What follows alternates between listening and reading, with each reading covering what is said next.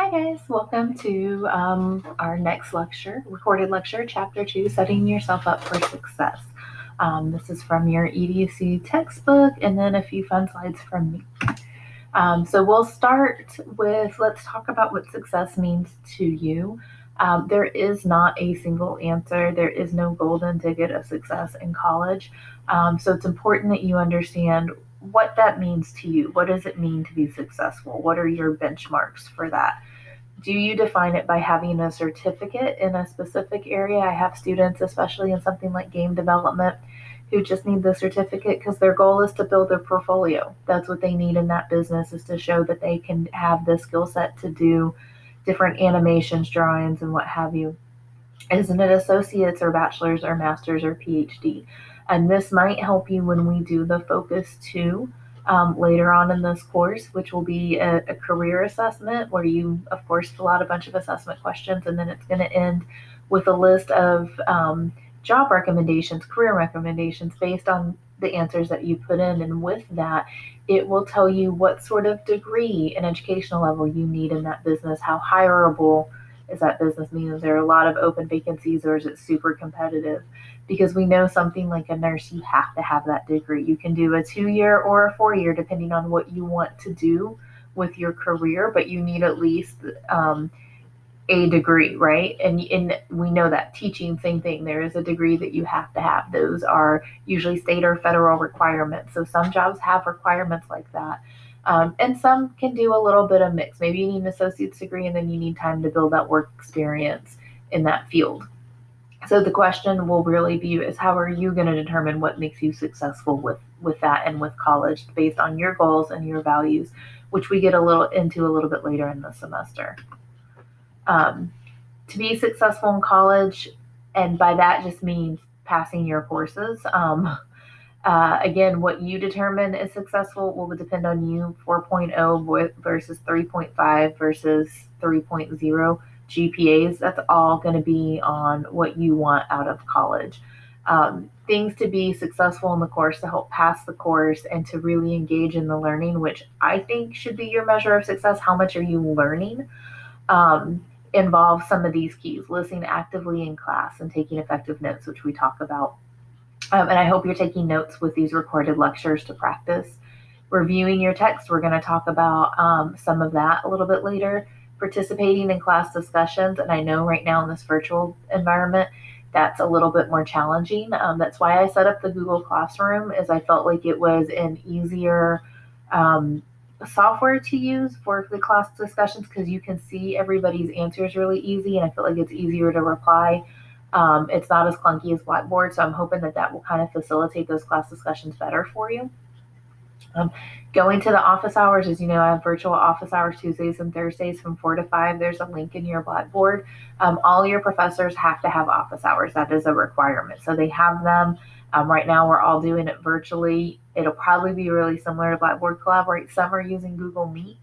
And I think they can put links on your calendar, or they can just do a link for you, sort of like I do. Either way, use them for your questions. If email is not going to be enough, if you just need to brainstorm something, use those office hours. Giving yourself time. We're really going to dive into that in the next unit, because time management is something super undervalued in general. And I think that's a lot of it is culturally. We're so used to everything being immediate and being when we want it that we forget to build in our time and our boundaries for things. So we'll talk more about that. Using your resources, you should have started to get a taste for that in that scavenger hunt. That's why I set it up. Especially right now when you can't be on campus, you can't just bump into the library and be like, oh, there it is. You actually have to find some of these resources, and ACC has adapted everything online for you so that you still have the resources. You haven't lost a resource by your virtual environment. It just looks a little different, but still use them. And then sufficient studying time and organization, and we will get into that in chapter 5. Do grades equal success? I would say that's up to you. I think learning equals success. Higher grades give you a little bit more opportunities, especially if you're looking to transfer. They do sort of, I can see the work effort shows the higher grades. All of that being said, I have been that person. Math is not my strong suit, and pulling a B in high school trig was a huge success for me because it took me hours every day after school of studying and doing the practices. It honestly, excuse my language, but it kicked my ass. So getting the B in that class was a huge accomplishment for me. I had a student last semester that was disappointed in herself. She got a B in my course. She started off the semester in a car wreck and missed the first week, and then she got pulled. Um, she didn't get a say in it, but she got pulled into Houston for some sort of a court case. I didn't have information, I didn't need it, but it required her to be in Houston for at least, I think, another week. And then she was also a single mom. So I told her, I was like, be proud of that beat. She had a semester that just like things that she couldn't foresee just all came at her. And, our semesters are like 3 months. That's a lot to deal with in 3 months. And if you get that B while you're managing all that other stuff, be proud of it. So I want that caveat about grades. Grades are good. They mean a lot. Sort of like we talked, you saw in the video on our first week. They're not the only predictor of success. They're not the only predictor of how smart you are. They are grades. So take them for what they are, but do not equate them to. It's the only way to measure your success. Again, use your resources. I cannot emphasize that enough. Prior to my role here, I was the manager for the Learning Lab at our Highland campus, and I can tell you, Learning Lab tutoring is huge. I know a lot of students get intimidated. They think they look dumb, but you're not. All the nerds hang out in the Learning Lab. They all are struggling with different levels of classes and math. Your learning labs are filled with your tutors are either professors who are tutoring in addition to teaching, or they're current students. Almost everybody there is in some way related to ACC. So they've either been in the class that you've been in, or they've taught the class that you're in. And they can just really helpful, give you different perspectives, advice, study tips, things that you need to know. So please, I cannot emphasize the tutoring enough. Library, we'll have a video from the library as well, so you can see some of their resources. They're doing everything electronically, but you can get ebooks, you can get articles that you might need for research. And my favorite function is they have a 24-hour chat with a librarian function, which is crazy to me because I know none of you are going to do this. But if you happen to be, that student that at 2 a.m. is trying to do a research paper that's due at 8 a.m. the next morning, I know it's not you guys, but you probably have that friend. They can chat with an actual librarian if they get stuck, if they can't figure out how to cite a source, if they can't find another peer-reviewed source that maybe they need because the assignment requires it. They have access to somebody at 2 in the morning. Crazy. My last video talked about accessibility services. If you think you need it, please talk to our SAS office, all of that stuff. All of these services, by the way, are mentioned in your syllabus along with links and contacts, which is why I created a table of contents for you because I know it's a long syllabus, but you can go find them there. Please use them. Please talk to them even if you think that you might qualify. It's better to know and not use them than to need them and not have them. If you're a veteran, we have a Veteran Affairs office. We have career services. This class will, like I said, we'll talk about the focus too. You will do a career inventory, but it is just planting seeds. It's just getting you thinking about it if you're not sure. If you want more in-depth career help and transfer help, we have a career and transfer office that's all they do. They can do everything from help you write your essay to apply to UT, to take your focus to and be like, okay, this maybe narrowed it down to like 5 different jobs, but I'm still not sure what I want to be when I grow up. They can help you do some more inventories, do some more research with you, and start to really narrow it down. And then, of course, financial aid. Please visit them if you haven't. You'll fill out the FAFSA. They can direct you to maybe some scholarships and walk you through that process. And then Student Life, I had you look at them. They're doing everything virtually, which kind of loses some of the magic of Student Life, but they are there. They do offer services. They are the ones that run our food pantries, and so they are still doing that. It's a little bit more limited basis and only on certain campuses and maybe certain times, but those are still there. If you are worried about not having access to food, then they have a food pantry for you. They, when they're on campus, they would offer coffee. They would offer free Scantrons if you have a test that needs that. different services. And then, of course, there house all of our organizations where you can either join an organization, or if you don't see one that meets your needs, you can also start one. So again, what does a successful college student look like to you? And this is one of our discussion post questions. So please, I don't mean physically, but it's something to think about, because we really need to envision what we look like as a successful college student. Are you hyper organized? Do you use a planner or an electronic calendar? Are you constantly doing things at the last minute and trying to beat that? My assignments are all due at 11:59. Are you frantically typing at 11:58, right? What does it look like? What does a successful college student look like to you? Some of the characteristics that we see is planning a realistic course load. We will talk a lot about that in time management, because I do have students who try to work 40 hours a week and try to go to school full time. And it is just so much. It is so hard on them. It's a quick way to burn out really, really easily. And we both know that between school and job, if you end up having to choose one, you're going to quit school first, right? Because the job is obviously paying the bills. So being realistic with your course load, using your campus resources, taking care of yourself physically, whatever that looks like for you. Self-care is still a piece of being a successful student. And we'll go a little bit into that to time management. Your self-care can just be giving yourself somewhere to unwind. It can be, some of us, it helps to work out, and some of us, maybe that's not our thing, and that's okay too. Showing up to classes, being engaged, reading and reviewing the course material, of course, scheduling enough study time. We will talk about that as well. And avoiding procrastination, which is really, really, really hard. Everybody struggles with that to some degree. And then having a support system. Support systems are huge. Sometimes it's family, sometimes it's not. Sometimes it's a good friend or good friend. Again, student life, if you see an organization that meets your needs, we have like Women in Chemistry, that can be a support system. They're out there. Sometimes it's hard to find, but really looking for those support systems and building them into students, peers, family, friends, whatever it is that's going to support you, that's going to give you the time and try not to monopolize your time if you need time to study, that's going to understand that you need to set certain boundaries, that's going to help you if you need rides somewhere or you need to borrow equipment, anything like that. All right, these are the 7 keys to success. This is another discussion post question. And they're pretty much just kind of encompassing what we just went over, but a little bit shorter, right? So showing up and being prepared, coming to class, especially when you get back to face-to-face, make sure you've done the reading, bring your notes, if you have handouts, if you have homework, putting in the time, your life, and your stress. You got to manage all of that. We will talk about that with time management, but it's huge.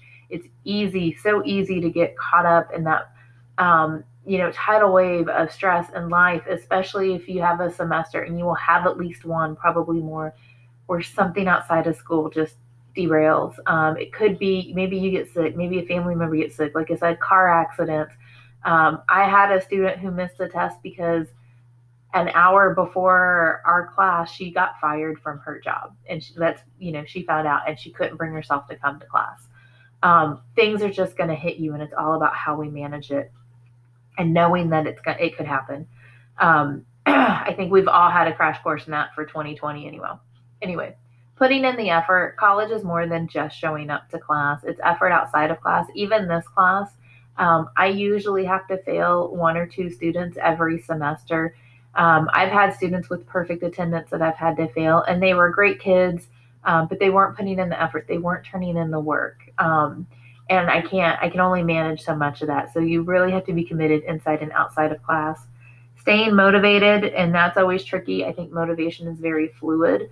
So reminding yourself why you're here, what got you here. And 16 weeks is a short amount of time, and it's also a very long amount of time. Usually around November, I start seeing students' motivation slip. So right now, whatever it is that got you through our application process, got you through our financial aid process, got you through our registration process and into this class, think about that right now. Make a note somewhere so that you can see that in October and again in November when you're almost to that finish line, because it's really hard to stay motivated. Again, using your resources, seek assistance when needed. Talk to your professors, office hours, learning labs, library, whatever you need. And then learn from everything. Honestly, a bad test is a learning opportunity. We don't like to think of them like that, but our failures are learning opportunities. Our struggles are learning opportunities. What did you learn this semester that you can apply to next semester? Is it needing to adjust your schedule? Is it needing to do research on professors? Is it needing to balance your strengths and your weaknesses? So, of course, that, if you're really good at writing but struggle at math, can you balance a math course with a writing course or vice versa, so that you have a class that's not quite as much of a struggle on the same semester as one that's going to take up a lot of your time? What can you learn? And then, yeah, don't cheat. That's all I have about that. You'll get caught. I've worked in the testing center, so I've seen phones snuck in, I've seen notes snuck in, I've seen people try to pair up. It never ends well, and your consequences can go from everything to a 0 on the assignment, a failure in the course, escalated to the dean of student services for that campus, and even being expelled from ACC, depending on the degree. And honestly, a lot of it starts with the professor and the department chair and what they want to do with it. And that'll be conversations with you. And is it something that was a crime of desperation and they feel like your good kid won't happen again? Or is it something that was a little bit more malicious and they feel like it's going to be a continued issue? That's all their decision. But just know that those are everything. It's pretty, ACC and college in general takes it really, really seriously. 10 forms of plagiarism. This is from your book, so I'm not going to go over this slide. I just want you to understand, as you do your work, cite everything. You can paraphrase and cite. You can do direct quotations. If you're not sure about how citation works, visit the library and they will help you with that. There's different types of citation. But be really, really careful that you cite everything. There is accidental plagiarism where you just got into the zone and you were writing and you just forgot. When I do my first draft, which is my ugly brainstorming draft, I make a note whenever I cite. It doesn't have to be the formal, but I'm like, okay, Tom Jones, 2010, and then I move on. And I can go back and clean it up later. But that's better than forgetting to completely cite the author at all. Mindset's really huge. And this is, again, going back to us. This class is a lot about reflection. This is a lot about how we're grappling with college, how we're interpreting things, and how our attitude about it. And that's really the basis of mindset. There's two types. There's the growth mindset that believes that intelligence can be developed. It means that even if something doesn't come easy to you, you can still learn it. And I always kind of think about, I have a lot of analogies, by the way, you'll hear in my lectures, but when you go to the gym for the first time and say that your goal is to use the weights, you don't start in the gym on the highest weights. You would die. You usually have to start with lower weights and then practice and practice, go in, regular gym visits, and you build up to those higher weights, right? As you build those muscles. Learning is that same sort of type. You have to start with the fundamentals. So maybe you're in a lower class, but you're building it. And it, like I said, I use my trig example. It kicked my butt. I was doing homework every day for about 2 hours after school, my senior year of high school, which doesn't sound like a lot now, but as a senior, I was like, this is awful. And I did it, and it took a lot, and I learned that I could do it. I did not pursue math after that, but I knew that I could learn it. And I knew that certain things might take a lot more effort, and it doesn't mean that somebody next to me is smarter. It means we have different strengths and weaknesses, and there's just different skills that we all kind of naturally attune to, and we'll talk some of that with our learning preferences. And there's things that take us longer, but we can definitely do it. Students with a fixed mindset believes that you just kind of cap out. A really common one that we see is if you tell, especially children, that they're not good at something, they hold on to that. So there's everything to, another one is called stereotype threat. So if you tell a girl she's not good at math because she's a girl, sometimes we internalize that and they grow up thinking they're not good at math. So they avoid math, or they assume they're not good, so they don't put in the same amount of effort. And that's actually inaccurate. There's no biological set that says anybody's better or worse at a certain learning subject. It just means that some of us need more time, more practices.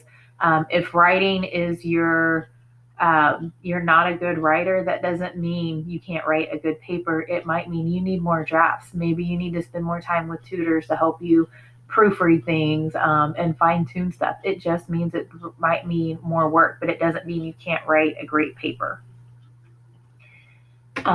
The other way that I see it I'm a little bit of a gardening nerd, not a big one, but what I do know is if you have a potted plant, the plant grows to the size of the pot. So once the roots get to a certain part and they start wrapping around the inside of the pot, the plant's height and things will kind of stop because then it's just going to be focused on maintaining what it has in its environment. And so your plants won't get as big if you have them in a smaller pot. And you can gradually move them pots and they will get bigger, but they will always be bound by the size of your pot. Whereas a growth mindset, you can have a field. So those sunflowers were smaller in the pot. Now they're huge because they have all the room in the world. And that's kind of how I think about it. Growth mindset, you can grow a whole field and you can learn anything. It's about the time and the effort that you're willing to put into it. Fixed mindset is, I mean, it's to me, it's false. Anybody can learn anything. How much time and effort are you going to put into it? And if you want to do it, right? And yes, it might take longer and yes, it might suck, but you can absolutely do it. Just like the weights, you can build up to them, but depending on your body type, it might take you longer than the person next to you. That doesn't mean anything. You can each get to that same end goal of doing, bench pressing a certain amount of weights. You just might need more time in the gym, more practices. That's all. And then my last slide for you, do you have grit? This is talked about in the book, and this is just really how we talk about perseverance, how we adapt to failure and how we adapt to challenge. It's really easy to, hit the easy button and be like, that looks hard, I'm just not going to do it. But you can't avoid that forever. You're going to have classes where you're going to struggle. It might be the subject, it might be the professor. And I always tell students, again, when we go back to the 7 keys of success and we can learn from anything, sometimes we're learning how to deal with personalities because guess what? You're going to get into the workforce and you're going to have managers who really aren't natural leaders, aren't natural supervisors, and you've got to find a way to work with them, right? So that might be the opportunity.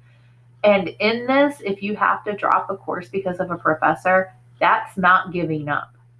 That is understanding you and understanding how you work, and then you take it again and understanding the consequence for that. You might take the W on the transcript, but that might be the right call for you. That is still grit. That is still perseverance.